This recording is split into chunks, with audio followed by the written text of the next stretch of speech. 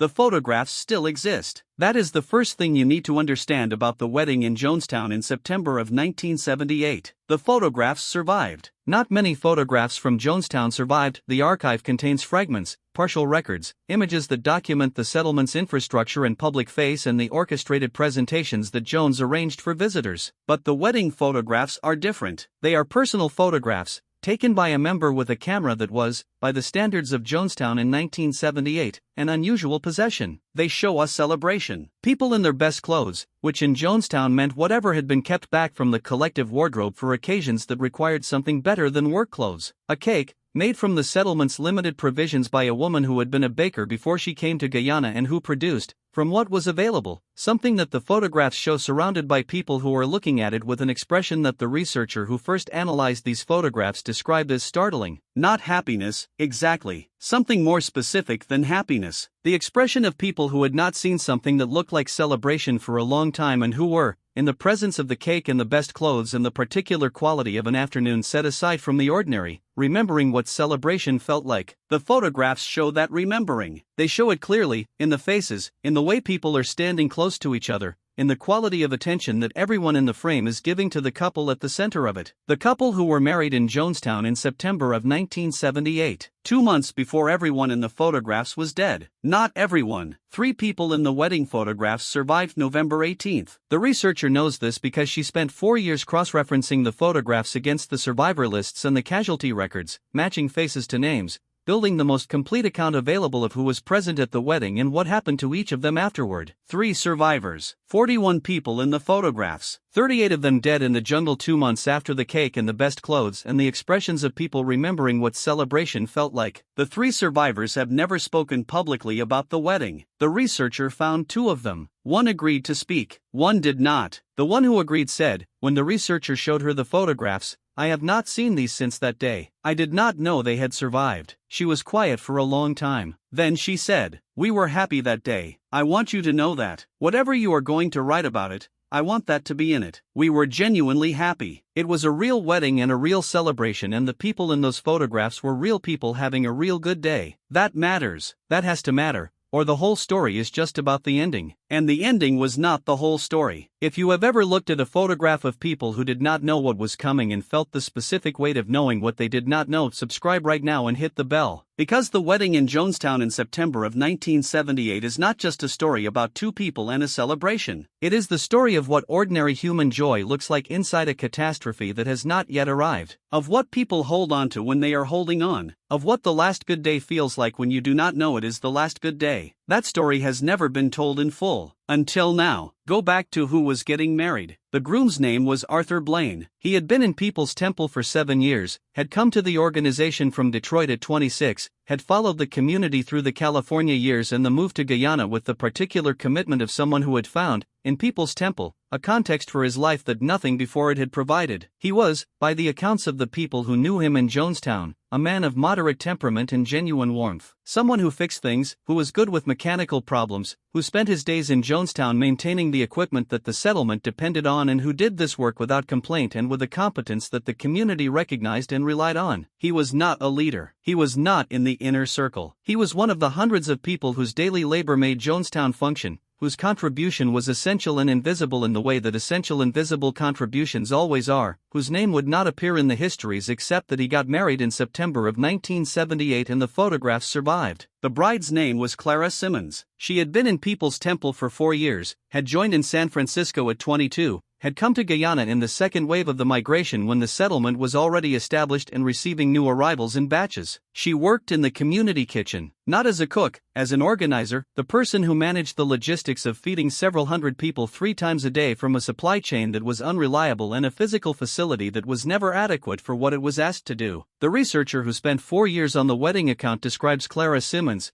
based on the testimony of the one survivor who agreed to speak and on the fragments of documentary record that exist, as someone whose organizational intelligence was the kind that institutions depend on and rarely acknowledge, the intelligence of a person who sees the gap between what is needed and what is available and builds, quietly and without drama, the bridge between them. Clara kept the kitchen running. In Jonestown, in 1978, Keeping the kitchen running was an act of daily heroism that no one called heroism because it looked like work. Arthur and Clara had been together for 2 years before the wedding. The relationship had developed inside the community with the particular quality that relationships inside Jonestown developed. Against the backdrop of collective life, observed by everyone, shaped by the rhythms and demands of a settlement that required constant labor and offered, in return, a density of human presence that could feel like belonging and could feel like surveillance and was often both simultaneously. They were not a couple who had been given privacy or the ordinary conditions that relationships form in. They had built something in the conditions that existed, and what they built was, by the testimony of the survivor and the evidence of the photographs, real. The survivor said,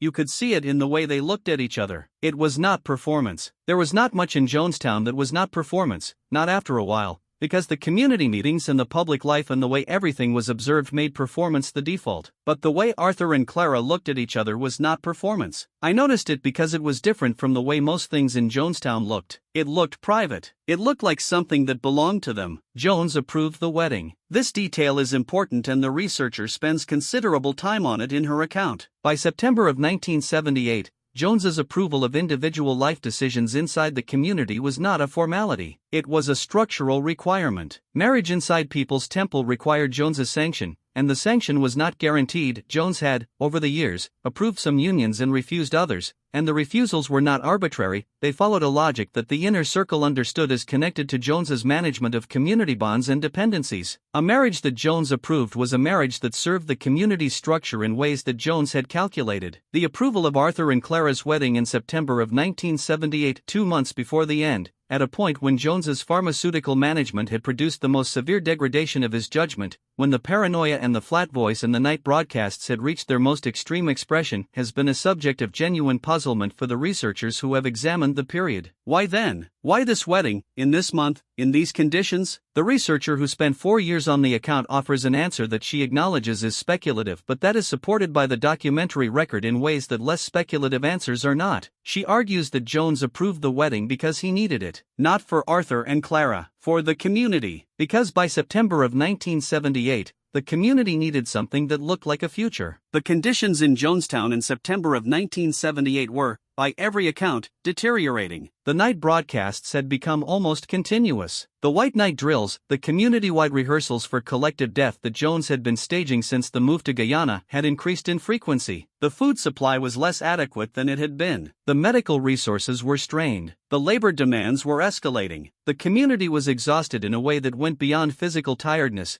an exhaustion that the survivor describes as the exhaustion of people who have been in a state of sustained alert for too long and whose capacity to sustain it is visibly diminishing. Into these conditions, a wedding. The researcher argues that the wedding functioned as what she calls a continuity signal, a message to the community, delivered through the medium of a celebration, that there was a future worth marrying into, that the community was still a community in which people built lives and made commitments and baked cakes, that the settlement in the jungle was still, at some level, the place they had come to build. The wedding was not just a wedding, it was an argument that the community was still alive. The day itself is documented in the photographs and in the survivor's testimony and in a brief account that appears in the community's internal newsletter, a document that was produced irregularly throughout Jonestown's existence and that, in September of 1978, was still being produced by a woman named Rosa, who was in the wedding photographs and who died in November. The newsletter account is 3 paragraphs long and is written in the voice that People's Temple's official communications always used: earnest, communal, slightly formal, the voice of an organization presenting its best face to itself. It describes the ceremony, the gathering, the food, the expressions of community solidarity that the occasion produced. It does not describe Jones's role in the ceremony. The researcher found this absence significant. In earlier People's Temple documents, Jones's presence at community events was always noted, usually prominently. His absence from the newsletter account of the September wedding suggests, the researcher argues, that Jones was not present at the wedding in the way that a leader presiding over a community celebration would be present. He approved it. He did not attend it. And his non-attendance, in the context of the community's knowledge of Jones's condition in September of 1978, meant something that no one who was present would have said aloud but that everyone understood. Jones had given them the afternoon. The afternoon was theirs, and they used it. They used it to be happy. That is the testimony of the survivor and the evidence of the photographs and the most important single fact in the entire account. In September of 1978, in a settlement in the Guyanese jungle where the conditions were deteriorating and the night broadcasts were continuous and the future was becoming harder to imagine, 41 people gathered for a wedding and were genuinely happy for an afternoon. The happiness was not performed. It was not orchestrated by Jones. It was produced by two people who loved each other making a commitment in front of the community that had been their world for years,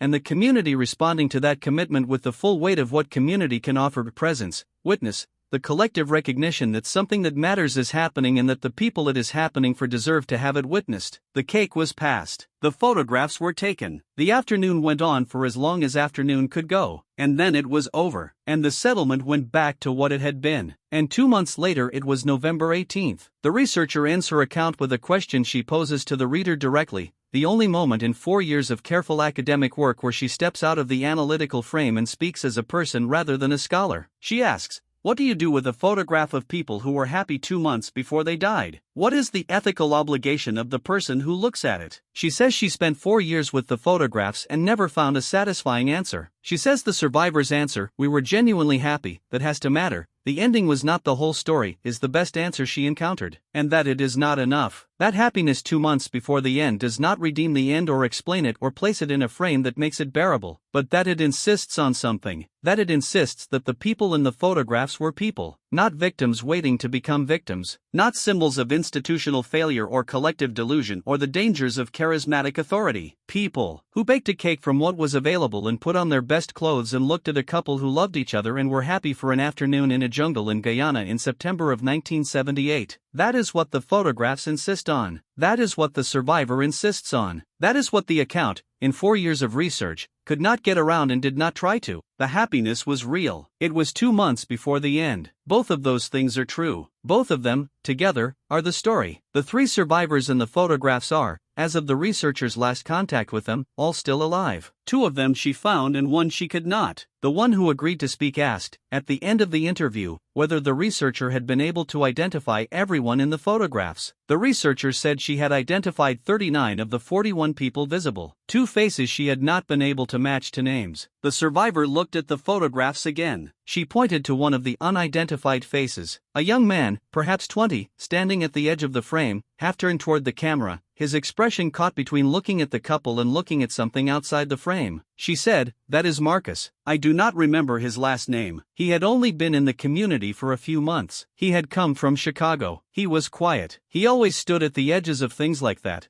like he was deciding whether he was really part of them or just watching." She paused. Then she said, "I think he decided that day. I think that afternoon, at the wedding, was when Marcus decided he was part of it. I watched him, during the ceremony, and something changed in how he was standing. He stopped watching from the edge and he moved into the group and he was part of it. I remember noticing it. I remember thinking, there he is. He found it." She was quiet for a moment. Then she said, 2 months later he was dead in the jungle. He had been part of it for 2 months. After deciding for years whether to be part of it at all, he decided, and he had 2 months. And I have thought about Marcus more than almost anyone else in those photographs, about what it cost him to decide, about whether the 2 months were worth the deciding, whether the afternoon was worth what came after. I do not know. I have never known. I think that is the question that has no answer, whether the afternoon was worth it, whether any afternoon, any happiness, any decision to be part of something is worth what it might cost. I do not know. I just know he decided, and I was there when he decided, and the photograph caught him just before. The researcher found the second unidentified face 6 months after the interview. A casualty record cross-referenced with a description matched to a face in the photograph. She does not give the name. She says only that all 41 people present at the wedding were accounted for. 38 dead, 3 surviving. The accounting complete. And in the accounting she found, in the final paragraph of her account,